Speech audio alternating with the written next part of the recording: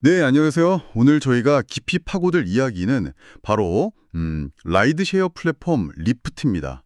2025년에 주가가 정말 인상적으로 올랐잖아요.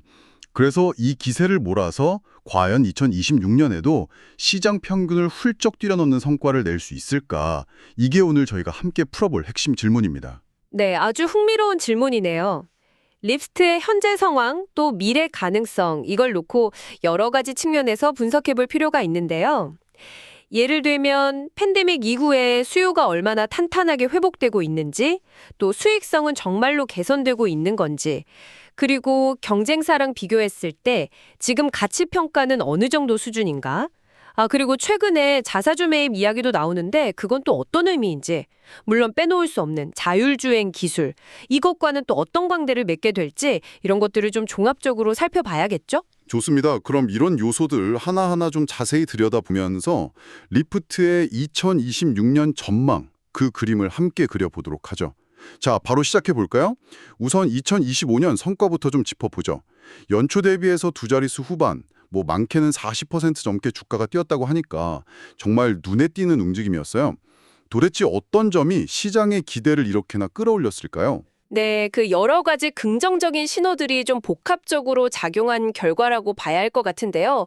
가장 큰 이유는 역시 이용 건수라든지 실제 이용자 수 같은 수요 지표가 눈에 띄게 좋아졌다는 점, 그리고 동시에 비용을 좀 효율적으로 관리하면서 수익성 개선에 대한 기대감이 커졌다는 점입니다. 어떻게 보면 팬데믹이라는 큰 고비를 넘기고 나서 라이드쉐어가 이제 우리 일상에 더 깊숙이 자리 잡고 있다는 그런 증거로도 볼 수 있겠죠. 아, 수요 회복이랑 체질 개선, 딱 이 두 가지 키워드로 요약이 되는군요. 그런데 이런 좋은 흐름이 2026년에도 계속 이어져서 시장을 능가하는 성과를 낼 거다. 이렇게 보는 건 단순히 이 추세가 계속될 거라는 믿음 때문인가요? 아니면 뭔가 다른, 좀 더 강력한 이유가 있는 걸까요? 조금 더 파고들 필요가 있어 보여요. 네네. 물론 이 개선 추세가 이어진다는 것이 가장 기본적인 전제 조건이긴 합니다. 그러니까 수요는 꾸준히 늘고 운영은 더 효율적으로 바뀌는 그런 선순환 구조를 기대하는 거죠. 하지만 여기에 더해서 이 경쟁이 아주 치열한 시장에서 리프트의 현재 가치 평가, 그러니까 밸류에이션 수준이 경쟁사들에 비해서 여전히 좀 낮게 형성되어 있다는 점도 중요한 포인트입니다. 아, 밸류에이션이 낮다고요? 네, 이게 앞으로 주가가 더 오를 수 있는 뭐랄까 여지를 제공한다 이런 분석인 거죠. 결국은 말로만 그치는 게 아니라 실제로 실적이 얼마나 좋아지는지 그리고 그렇게 번 돈을 얼마나 현명하게 사용하는지를 꾸준히 증명해내는 것. 이게 관건이 될 겁니다. 수요 지표가 인상적이라고 하셨는데 구체적으로 어떤 데이터들이 그런 기대를 뒷받침하고 있는지 좀 더 들어볼 수 있을까요? 네, 그 주목할 만한 수치들이 몇 가지 있습니다. 우선 2025년 2분기 기준으로 보면요. 분기 운행 건수가 약 2억 3,500만 건에 달하면서 역대 최고치를 기록했어요. 근데 더 놀라운 건 이게 벌써 9분기 연속으로 전년 같은 기간 대비 두 자릿수 성장을 이어가고 있다는 점입니다. 9분기 연속 두 자릿수 성장이라 와, 이건 단순히 코로나 이후에 반짝 회복하는 걸 넘어서는 의미가 있어 보이는데요. 구조적인 성장세라고 봐도 될까요? 그렇습니다. 이게 일시적인 반등이라기보다는 라이드쉐어 자체가 교통 인프라의 한 축으로 완전히 자리를 잡았고 그 안에서 리프트가 꾸준히 점유율을 확보한다거나 이용 빈도를 높여가고 있다. 이런 신호로 해석할 수 있습니다. 계절적 요인을 고려한다고 해도 상당히 강력한 성장세죠. 그리고 또 하나 중요한 것은 실제 이용자 수인데요. 활성 이용자 수가 2,600만 명 수준으로 이것 역시 사상 최대치를 경신했습니다. 이용자 수도 최대치군요. 근데 이게 단순히 숫자만 늘어난 건가요? 아니면 좀 자주 이용하는 그런 충성 고객들이 늘고 있다는 의미도 있을까요? 후자에 더 가깝다고 봅니다. 물론 신규 이용자 유입도 있겠지만 기존 이용자들이 더 자주 리프트를 이용하게 되는 경향, 그러니까 이용 빈도와 깊이가 더 깊어지는 현상이 나타나고 있다는 거죠. 이런 충성 고객층이 두터워지면 외부 충격에도 좀 더 잘 견딜 수 있는 그런 체력이 생기게 됩니다. 여기에 더해서 평균 요금을 크게 올리지 않으면서도 승객들이 기다리는 시간을 줄이고 또 운전자와 승객을 더 효율적으로 연결해주는 기술적인 개선도 계속 이루어지고 있거든요. 이건 결국 승객과 운전자 모두의 만족도를 높여서 플랫폼 자체의 매력을 키우는 그런 요인이 되는 거죠. 수요 쪽은 확실히 좀 탄탄해 보이네요. 그런데 항상 발목을 잡았던 게 그 수익성 문제였잖아요. 이 부분은 어떻게 개선되고 있다는 건가요? 비용을 줄이면서 효율을 높이는 노력이 핵심이라고 하셨는데 좀 더 구체적으로 설명해 주실 수 있나요? 맞습니다. 과거에 라이드쉐어 회사들이 엄청난 적자를 감수하면서 외형 성장에만 집중했다면 이제는 뭐랄까? 지속 가능한 성장으로 방향을 틀고 있는 거죠. 운영 효율화가 바로 그 핵심입니다. 예를 들어서 예전처럼 모든 운전자에게 무조건 많은 보조금을 주기보다는 데이터를 분석해서 꼭 필요한 시간과 장소에 또 필요한 운전자에게 더 효과적으로 인센티브를 지급하는 방식으로 바뀌고 있습니다. 아, 무조건 돈을 뿌리는 게 아니라 더 스마트하게 쓴다는 거군요. 그렇죠. 또 사기 거래를 막는 기술을 고도화한다거나 안전 관련 시스템을 강화하는 것도 장기적으로는 불필요한 비용 유출을 막고 플랫폼 신뢰도를 높여서 수익성에 기여하게 됩니다. 지도나 경로 추천 알고리즘을 개선해서 운전자가 더 짧은 시간에 더 많은 운행을 할 수 있도록 돕는 것도 마찬가지고요. 이런 노력들이 하나하나 쌓이면서 같은 매출을 올려도 회사에 남는 이익이 더 커지는 구조로 가고 있는 겁니다. 그렇게 개선된 수익성은 결국 현금 흐름으로 나타나겠군요. 정확합니다. 여기서 중요한 개념이 자유현금 흐름, 그러니까 프리 캐시 플로우, FCF인데요. 쉽게 말해서 기업이 영업활동으로 벌어들인 돈에서 설비 투자 같은 데 필요한 비용을 빼고 남은 정말로 회사 마음대로 쓸 수 있는 현금을 의미합니다. 이 FCF가 꾸준히 늘어나는 게 중요한데 흥미로운 점은 이 FCF 대비 주가 수준을 보면 리프트가 경쟁사보다 상당히 낮게 평가받아 왔다는 겁니다. 아, 그러니까 실제로 벌어들이는 현금에 비해서 주가가 좀 싸다, 이런 의미로 해석할 수 있는 건가요? 네, 그런 해석이 가능합니다. 물론 시장 점유율 차이라든지 다른 여러 요인이 반영된 결과겠지만요. 만약 리프트가 지금처럼 꾸준히 현금 창출 능력을 개선하고 있다는 것을 시장에 증명해낸다면 이 저평가된 부분이 해소될 가능성, 즉 시장에서 재평가를 받을 여지가 있다, 이런 분석이 나오는 이유입니다. 경쟁사보다 낮게 평가받는다는 점이 오히려 기회가 될 수 있다는 말씀이시군요. 이 부분을 좀 더 자세히 설명해 주시면 좋겠어요. 저평가 상태가 어떻게 구체적인 기회로 연결될 수 있는 건가요? 네, 크게 두 가지 경로를 생각해 볼 수 있습니다. 첫 번째는 아주 직관적인데요. 리프트의 실적이 꾸준히 개선되고 미래 성장 가능성이 높아지는 것을 시장 참여자들이 점차 인정하게 되면서 생각보다 괜찮네 하면서 주가에 대한 평가 기준 자체를 높이는 겁니다. 이걸 흔히 리레이팅이라고 부르는데요. 말 그대로 가치를 다시 매긴다는 뜻이죠.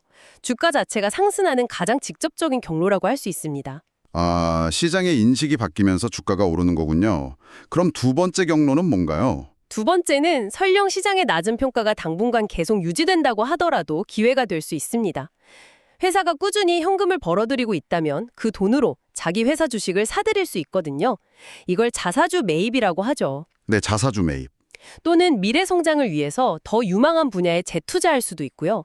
이렇게 하면 전체 회사의 가치가 크게 변하지 않더라도 유통되는 주식 수가 줄어들거나 미래 성장 동력이 강화되면서 내가 가진 주식 산주당 가치는 꾸준히 올라갈 수 있습니다. 뭐랄까 전체 파이가 그대로여도 내 몫이 커지는 효과라고 할 수 있겠죠. 자사주 매입 이야기가 나왔네요. 요즘 주주 가치를 높이기 위해서 많은 기업들이 활용하는 방법인데 리프트의 경우에도 이게 중요한 의미를 가지나요? 네, 상당히 중요한 포인트로 보고 있습니다.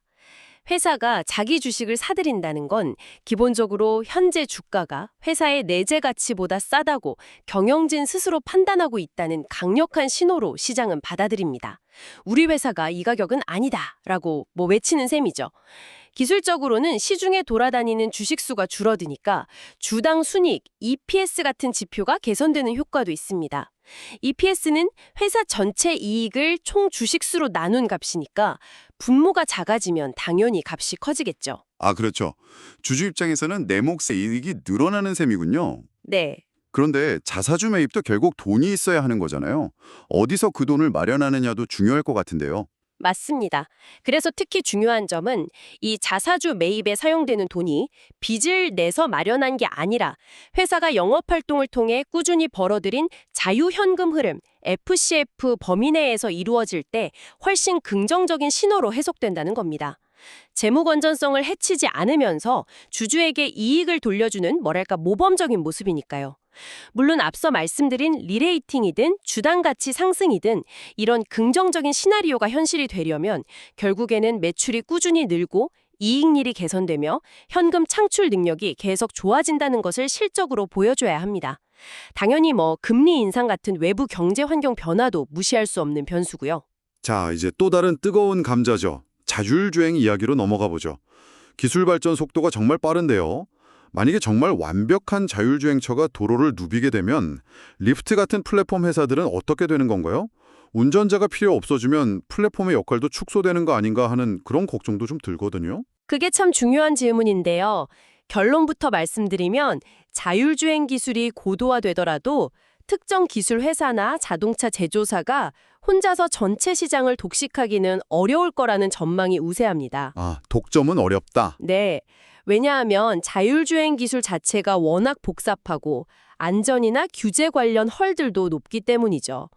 이미 수많은 기업들이 각자의 방식으로 자율주행 기술 개발에 뛰어들고 있고 완성차 업체, 반도체 회사, 지도 데이터 회사 등등 관련 산업 생태계 전체가 아주 치열하게 경쟁하면서 발전하고 있습니다. 마치 스마트폰 시장 초기에 여러 제조사와 운영체제가 경쟁했던 것처럼요. 아, 그러니까 하나의 절대 강자가 다 먹는 구조가 아니라 여러 기술과 서비스가 공존하는 시장이 될 가능성이 높다. 이런 말씀이시군요. 그럼 그런 세상에서 플랫폼의 역할은 어떻게 될까요? 여전히 필요할까요? 아니면? 오히려 플랫폼의 역할이 지금보다 더 중요해질 수도 있다. 이런 시각이 많습니다. 한번 상상해 보세요. 다양한 회사에서 만든 여러 종류의 자율주행차가 도로 위를 돌아다닌다고요. 그럼 승객 입장에서는 어떤 차를 언제, 어디서, 또 얼마에 타는 게 가장 좋을지 선택하기가 훨씬 복잡해지겠죠.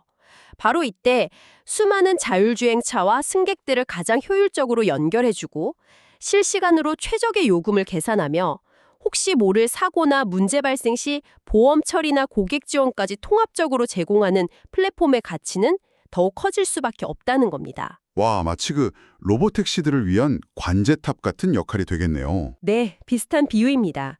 연결 대상이 사람 운전자 네트워크에서 자율주행차 네트워크로 바뀔 뿐이지 수요와 공급을 매끄럽게 이어주는 플랫폼의 핵심 기능과 존재 이유는 그대로 유지되거나 오히려 강화될 수 있다는 거죠.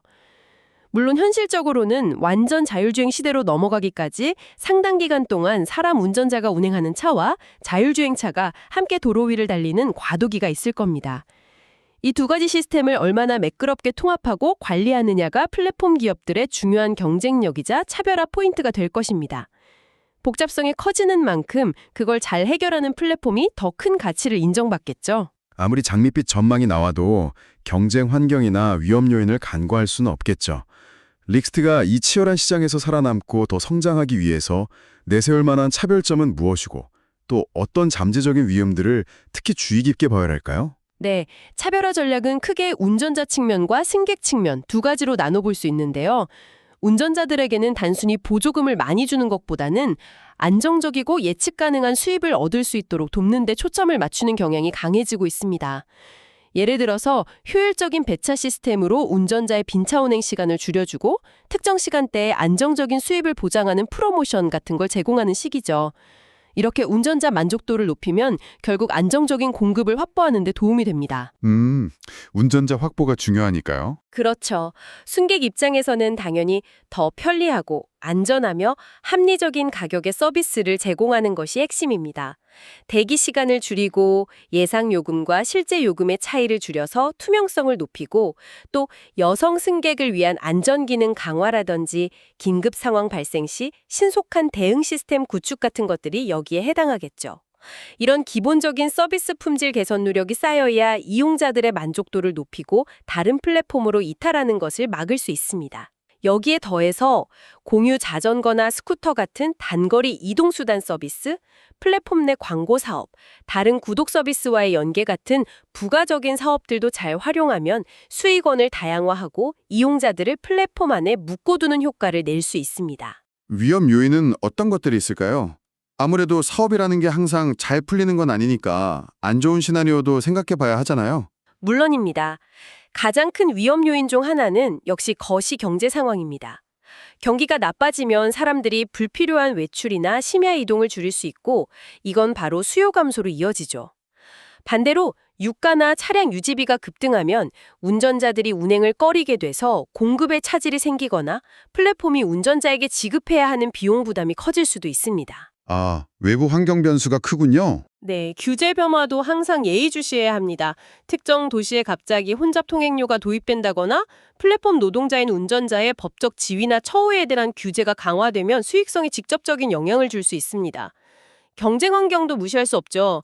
시장 점유율이 1위인 우버나 다른 경쟁사들이 공격적인 가격 할인이나 대규모 보조금 경쟁을 다시 시작한다면 리프트 역시 상당한 압박을 받을 수밖에 없습니다. 마지막으로 기술적인 문제나 해킹 같은 보안 사고도 언제든 발생할 수 있는 위험입니다. 대규모 서비스 중단이나 개인정보 유출 사고는 플랫폼에 대한 신뢰를 한순간에 무너뜨릴 수 있고 이걸 수습하는 데 막대한 비용과 시간이 소요될 수 있습니다. 자율주행 기술로 전환하는 과정에서 기술 파트너십이 예상대로 진행되지 않거나 기술적 결함이 발견되는 것도 큰 리스크가 될 수 있고요. 자, 그럼 이 모든 긍정적인 측면과 또 잠재적인 위험들을 다 고려했을 때 만약 립스에 관심이 있는 투자자라면 어떤 관점에서 접근하는 것이 현명할까요? 뭐 구체적인 매도 추천을 바라는 건 아니지만 어떤 점들을 좀 중점적으로 봐야 할지 팁을 주신다면요? 네, 특정 종목에 대한 직접적인 조언보다는 이 정보를 바탕으로 어떤 전략적인 접근을 고려해 볼 수 있는지 정도로 말씀드리는 게 좋겠습니다. 우선 기본적인 원칙은 분산 투자입니다. 아무리 좋아 보이는 기업이라도 전체 자산에서 너무 큰 비중을 차지하는 것은 바람직하지 않죠. 특히 리프트처럼 아직 성장 단계에 있고 변동성이 클 수 있는 기업이라면 더욱 그렇습니다. 그렇죠. 한 곳에 몰아서 투자하는 건 위험하니까요. 네, 또 하나는 실적 발표나 중요한 정책 발표 같은 주요 이벤트 전후에는 주가 변동성이 커질 수 있으니까요. 매수든 매도든 한 번에 결정하기보다는 여러 번에 걸쳐서 시점을 나눠 접근하는 것이 위험을 줄이는 데 도움이 될 수 있습니다. 핵심 지표들을 계속 추적하는 것도 중요하겠네요. 그렇습니다. 오늘 저희가 이야기 나눴던 핵심 지표들, 예를 들어 운행 건수나 활성 이용자 수 같은 수요 지표, 또 주문당 수익성이나 인센티브 비용 비중 같은 수익성 지표, 그리고 자유현금 흐름 FCF 같은 현금 창출 능력 지표들, 이런 것들의 분기별 변화 추이를 꾸준히 지켜보는 것이 중요합니다. 이런 지표들이 예상대로 개선되는 흐름을 보인다면 긍정적인 시각을 유지할 수 있겠지만 만약 악화되는 신호가 나타난다면 그 이유를 면밀히 분석하고 비중 조절 등을 고려해야겠죠. 마지막으로 미리 여러 가지 시나리오를 그려보는 것도 좋은 방법입니다. 예를 들어 경제 상황이 좋고 리프트의 전략이 잘 맞아떨어지는 최상의 시나리오, 현재의 개선 추세가 완만하게 이어지는 중간 시나리오, 그리고 예상치 못한 악재가 발생하는 최악의 시나리오. 이걸 각각 상상해보고 각 상황에 어떻게 대응할지 미리 계획을 세워두는 거죠.